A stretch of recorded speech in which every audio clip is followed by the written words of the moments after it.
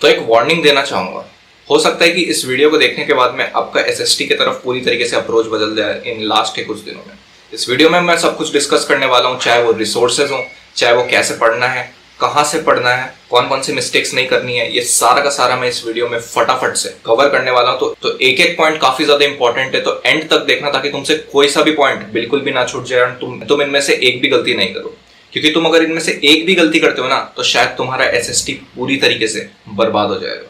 And जिनको नहीं पता, क्लास 10 बोर्ड में एसएसटी में मेरे आए थे 100 आउट ऑफ 100 मार्क्स। एंड खास बात यह है कि बाकी टॉपर्स की तरह मैं साल भर एसएसटी कभी भी नहीं पढ़ता था। मैं शुरू से एसएसटी को इग्नोर करता था एंड लास्ट के कुछ महीनों में एंड लास्ट के जो कुछ दिन बचे हैं इनमें मैं स्मार्टली काम किया, जिसके कारण मेरे एसएसटी में 100 आउट ऑफ 100 है।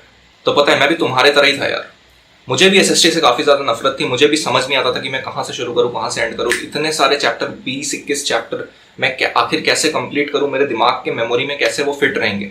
मैं सब कुछ पढ़ के भी चल जाऊंगा लेकिन एग्जाम हॉल में जाके सब कुछ भूल जाऊंगा, ये वाला फियर रहता था। बोर्ड एग्जाम के दिन भी लग रहा था कि सब कुछ पढ़ तो लिया, अब एग्जाम हॉल में बैठ के सब कुछ याद आएगा कि नहीं आएगा। मैं क्लास 10th का इंतजार सिर्फ इसीलिए करता था कि इस एसएसटी जैसे सब्जेक्ट से मुझे छुटकारा मिले एंड क्लास 11th में मैं अपने चॉइस के सब्जेक्ट्स पढ़ सकूं। एंड बिलीव मी, जब मैंने एसएसटी पढ़ा एंड क्लास 10th खत्म हुआ, मैं क्लास 11th में गया, उसके बाद SST was one of the most favourite subjects that I had, क्योंकि मुझे इसको पढ़ने में इतना मजा आया। एंड मुझे एक बात समझ आई कि it's not about the subject जो कि गंदा होता है, it's about the way we study it.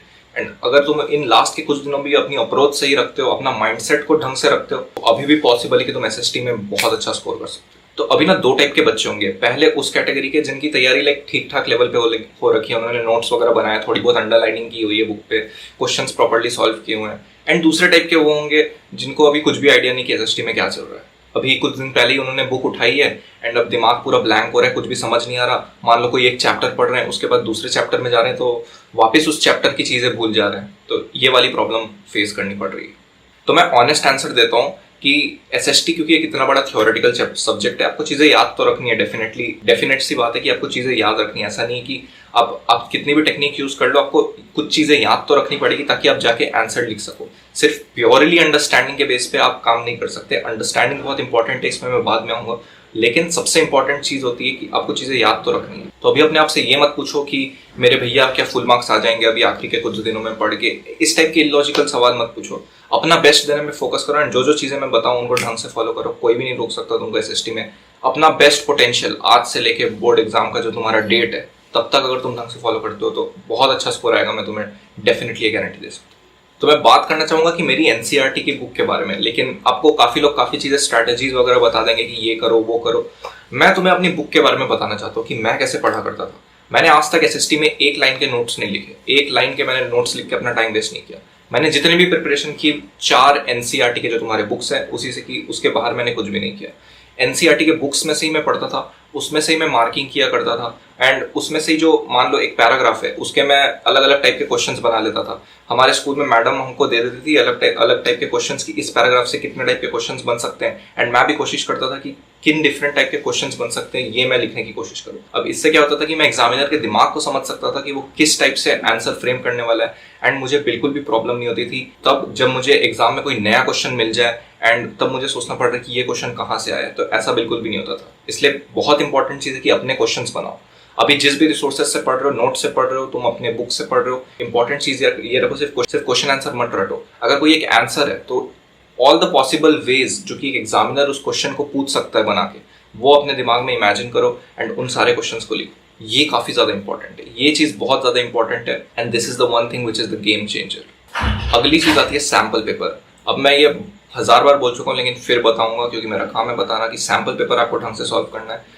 At least आप 3-4 सैम्पल पेपर सॉल्व करने का ट्राई करो। अभी तक काफी बच्चों ने काफी सैम्पल पेपर्स कर भी लिए होंगे, लेकिन आप एग्जाम के पहले और कर लेना। जो भी आपको गैप डेज मिलता है ना, उस गैप डे में भी एक सैम्पल पेपर, मतलब एक दिन पहले आपको वो सैम्पल पेपर करना काफी ज्यादा इंपॉर्टेंट होता है। मैं जनरली क्या करता था कि मेरी स्ट्रेटेजी होती थी गैप डेज पे अगर एक वीडियो चाहते हो कि गैप डेज में कैसे पढ़ें तो नीचे कमेंट करके बताओ। लेकिन अभी मैं शॉर्ट में बताता हूँ। मेरी गैप डेज में ये स्ट्रेटेजी होती थी कि मैं मान लो कि 4 दिन का ब्रेक है ना, तो मैं 3 दिन में ही अपना रिविजन कंप्लीट कर लूँ।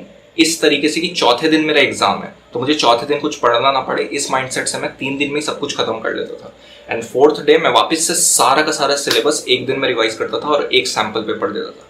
तो इससे क्या होता था कि मैं एकदम, मेरा माइंड एकदम ट्यून हो जाता था एग्जाम को अप्रोच करने के लिए। तो अब सैम्पल पेपर की बात आई गई है तो मैं तुम्हें एक बहुत अच्छे टूल के बारे में बताना चाहता हूँ जिसका नाम है एलिस। एलिस के बारे में मैंने तुम्हें पहले भी बता रखा था एंड बच्चों का काफ़ी अच्छा रिस्पॉन्स आया। इसमें अराउंड 10,000 से भी ज़्यादा बच्चों ने इस प्लेटफॉर्म का यूज़ किया एंड काफ़ी पॉजिटिव रिव्यूज़ भी दिए। तो जिन्हें नहीं पता, मैं फिर से ये चीज़ तुम्हें रिकमेंड करना चाहूँगा कि एलिस जो है वो एक AI जनरेटिव टूल है जो कि AI की मदद से तुम्हें unlimited number of sample papers produce करके देता है। तो तुम्हें ये चिंता करने की ज़रूरत नहीं है कि तुम्हारे पास में सिर्फ 5 सैम्पल पेपर है या तुम्हारे पास में सिर्फ 10 सैम्पल पेपर है। एलिस की खास बात ये है कि तुम अपने हिसाब से number of questions, number of chapters, ये सारी चीज़ें सिलेक्ट कर सकते हो एंड अपने हिसाब से अपना टेस्ट डिज़ाइन करके आंसर लिख सकते हो। तुम्हें तुरंत टेस्ट देने के बाद में एक PDF के तौर पे सोल्यूशन प्रोवाइड कर दिया जाता है ताकि तुम्हें गूगल में इधर उधर भटकना ना पड़े सोल्यूशन के लिए एंड तुम्हारा पूरा का पूरा डाउट एंड कंसेप्ट वहीं पर क्लियर हो जाए। क्योंकि एंड के डेज में खासकर होता है ना कि कुछ चैप्टर्स ऐसे होते हैं जो स्ट्रांग होते हैं, कुछ वीक होते हैं एंड हम वीक चैप्टर्स का जब टेस्ट देते हैं तो हमें ऐसा लगता है कि हमारा कॉन्फिडेंस नीचे जा रहा है। तो जो स्ट्रॉन्ग चैप्टर्स अगर उनके ही आपको टेस्ट देने हैं तो ये काफ़ी ज़्यादा अच्छी चीज़ है। एंड वीक चैप्टर्स में अगर आपको नंबर ऑफ क्वेश्चंस बहुत ज़्यादा प्रैक्टिस करने हैं तो तब भी आपको ये एलिस काफ़ी ज़्यादा हेल्प करने वाला है। और एक प्रॉब्लम ये होती है कि हमारे कुछ कंसेप्ट वीक रह जाते हैं, छोटी छोटी लूप होल्स रह जाती है at the end of preparation and हम पूरा का पूरा लेक्चर तो बैठ के देख नहीं सकते इस पॉइंट पे। तो एलिस में आपके 3D एनिमेटेड वीडियोस भी प्रेजेंट है जिसके थ्रू आप अपना सारा का सारा कंसेप्ट तुरंत क्लियर कर सकते हो कम टाइम के अंदर एंड उस टॉपिक की आप मास्टरी कर सकते हो। खास बात ये कि एलिस काफ़ी ज़्यादा अफोर्डेबल रखा गया कि ताकि सारे के सारे बच्चे इसको आराम से अफोर्ड कर सकें। एंड स्पेशल बात ये है कि मेरा स्पेशल कूपन कोड जो कि डिस्क्रिप्शन और कमेंट बॉक्स में दिया, अगर आप वो यूज़ करते हो तो आपको ये सब कुछ सिर्फ और सिर्फ 300 रुपीज़ में मिल जाता है। अब इससे सस्ता और तुम्हें क्या मिलेगा, इतना तो तुम शायद एक दिन कुछ खाने पीने में ही उड़ा देते हो। तो अपने ऊपर इन्वेस्ट करो। तो मुझे पर्सनली काफ़ी ज़्यादा पसंद आया, मेरा पर्सनल रिकमेंडेशन है ये तुम्हें। काफ़ी ज़्यादा अफोर्डेबल है, अनलिमिटेड नंबर ऑफ टेस्ट मिलते हैं, 3D कंसेप्ट वीडियोज़ मिलते हैं तुम्हें एंड के टाइम में, और क्या ही चाहिए। तो लिंक डिस्क्रिप्शन और कमेंट बॉक्स में दिया हुआ है, do check it out. And exam को अच्छे से फोड़ने के लिए तो इसलिए सैम्पल पेपर सॉल्व करना काफ़ी ज़्यादा इंपॉर्टेंट है। सैम्पल पेपर इग्नोर बिल्कुल भी मत करना। पूरा कॉपी पेस्ट नहीं करना है, तुम्हें सिर्फ कीवर्ड्स लिखने हैं, ठीक है ना। तो 3-4 पेज का जितना भी बड़ा सेक्शन है उसके कीवर्ड्स से ऐसा एक माइंड मैप सा बना लो या शॉर्ट नोट्स टाइप बना लो 1 पेज का, ताकि तुम उस पेज को देखो और तुम्हें पूरा पता चल जाए कि उन 5-6 पेजेस की समरी क्या है एंड तुम फटाफट से रिवाइज कर सको। क्योंकि तुम्हें कभी भी रिवाइज करना होगा तो तुम्हें 5 मिनट लगना चाहिए उस सेक्शन को रिवाइज करने के लिए, उससे ज़्यादा नहीं लगना चाहिए। एक बार शीट में देखा, सब कुछ माइंड में रिवाइज हो गया एंड यू आर डन। तुम्हें बार बार बुक खोल के या नोट्स खोल के 10 बार एक ही चीज को पढ़ने की जरूरत नहीं है। So this is a very smart technique. अगली चीज मेरे बुक के बारे में जो मैं बताना चाहता हूँ वो है कि मजे से पढ़ो, ठीक है ना। ये बहुत ज्यादा इंपॉर्टेंट है। आपके बुक में से कई इमेजेस दिख जाएंगे आपको डिफरेंट टाइप के, हिस्ट्री के बुक में, इकोनॉमिक्स के बुक में, पॉलिटिकल साइंस के बुक में। उनमें मैं क्या करता था, मैं कुछ भी ड्राइंग कर देता था ऐसे पढ़ते पढ़ते, अपने मन में ऐसे कार्टून के सिनेरियोज इमेजिन कर लेता था, ऐसे अपनी इमेजिनरी वर्ल्ड में मैं SST को पढ़ा करता था एंड इस तरीके से मैं SST को एंजॉय करता था। इट वॉज नॉट कि मैं सिर्फ बुकिश लैंग्वेज पढ़ रहा हूँ और उसको बस रट रहा हूँ 10 बार रिपीट करके, ऐसा बिल्कुल भी नहीं करता था।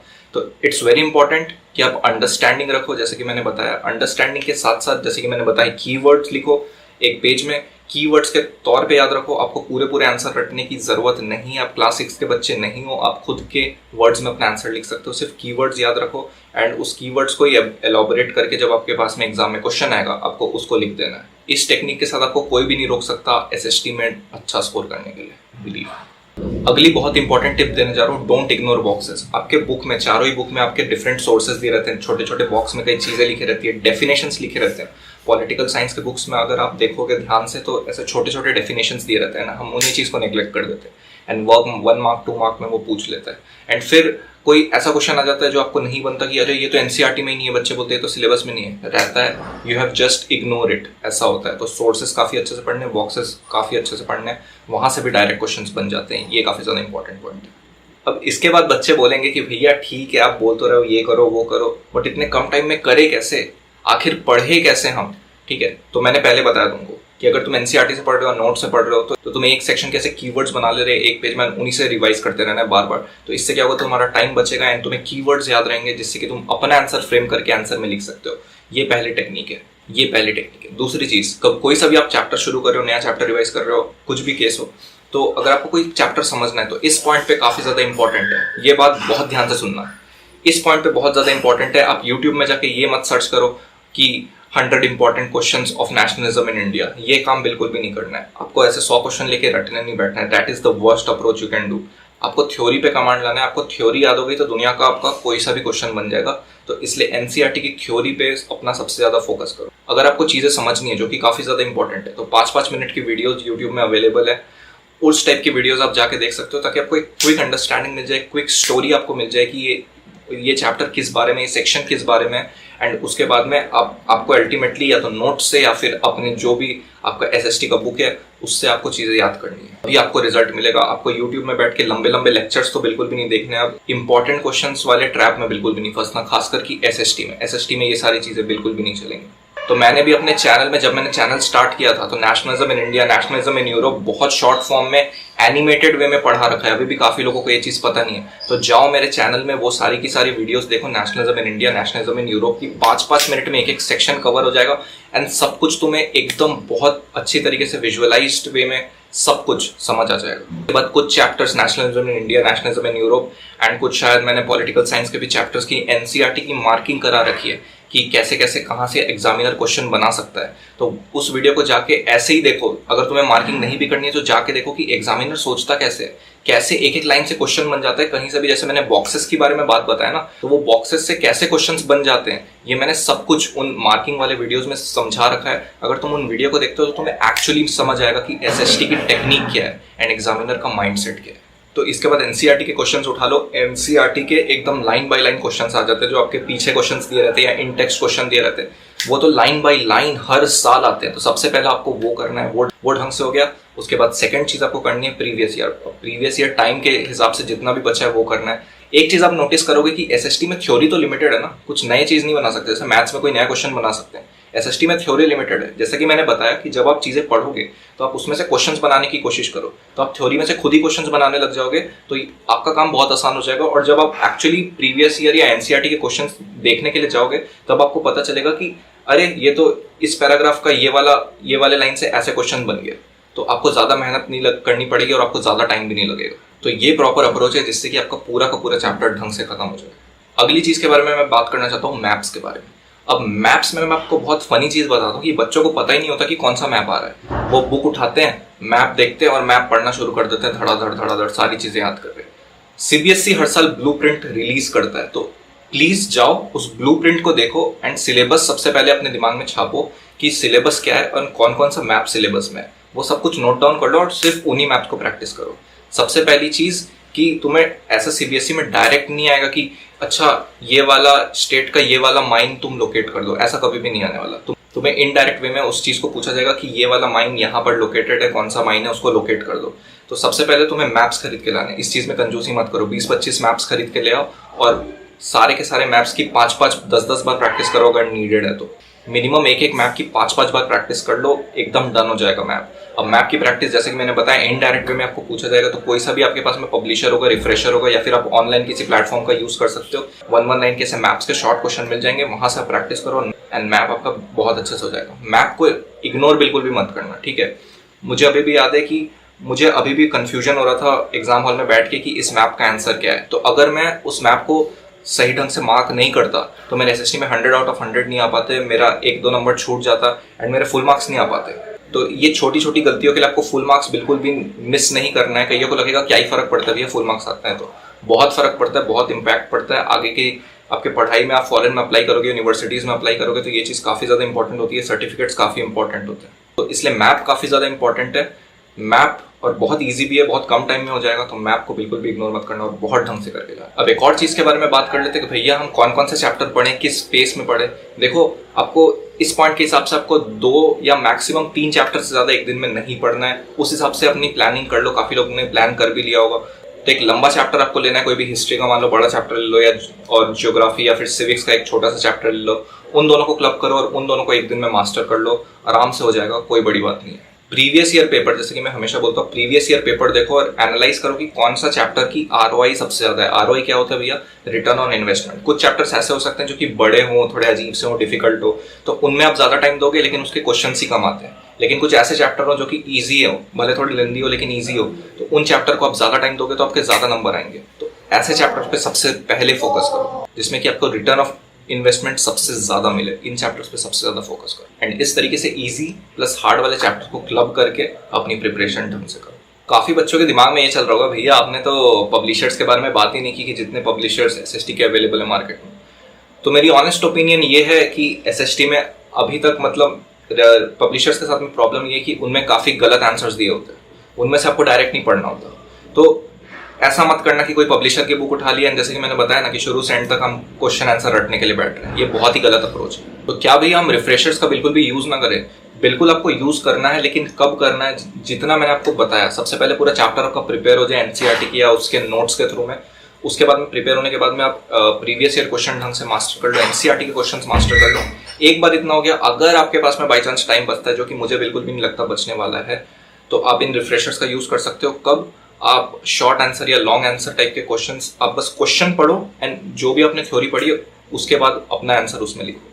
लेकिन ऐसे बिल्कुल भी मत करना कि आप रिफ्रेशर उठा रहे हो और आप सीधा का सीधा उसी से पढ़ रहे हो और कुछ भी सारी चीजें नेग्लेक्ट कर रहे हो। ऐसा बिल्कुल भी मत करना, ये बहुत ज्यादा बड़ी मिस्टेक है। तो मुझे एक चीज की पूरी गारंटी कि तुम में से सारे बच्चे जो इस वीडियो को देख रहे हो वो काफी ज्यादा अच्छा परफॉर्म करने, क्योंकि तुम यार भैया के स्टूडेंट्स हो यार, तुम भैया की नाक थोड़ी कटानी है यार। मुझे पता है सबके सब बहुत अच्छा परफॉर्म करने वाले हैं, मुझे पूरा भरोसा है। मुझे पूरा भरोसा कि तुम अपना बेस्ट दे रहे हो और तुम्हारा जो बेस्ट पोटेंशियल स्कोर है वो तुम्हें मिलेगा।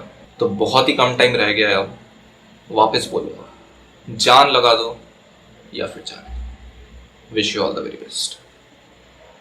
तो जैसा कि मैंने तुम्हें एलिस के बारे में बताया, तो तुम जैसे डिस्क्रिप्शन में दिए गए लिंक को क्लिक करते हो तुम इस वेबसाइट पे पहुंच जाओगे और तुम यहाँ पर सीधा जाके अपना कोड सिलेक्ट कर सकते हो, साइंस और मैथमेटिक्स। तो जैसा कि मैंने तुम्हें बताया, ये सारी चीज़ें तुमको उस पैकेज में मिल जाती है और तुम यहाँ पर बाई कोर्स करो और यहाँ पर कूपन कोड लगाओ जो कि डिस्क्रिप्शन में दिया हुआ है, और ये पैकेज से टेस्ट देना और कंसेप्ट वीडियोज़ देखना शुरू कर दो।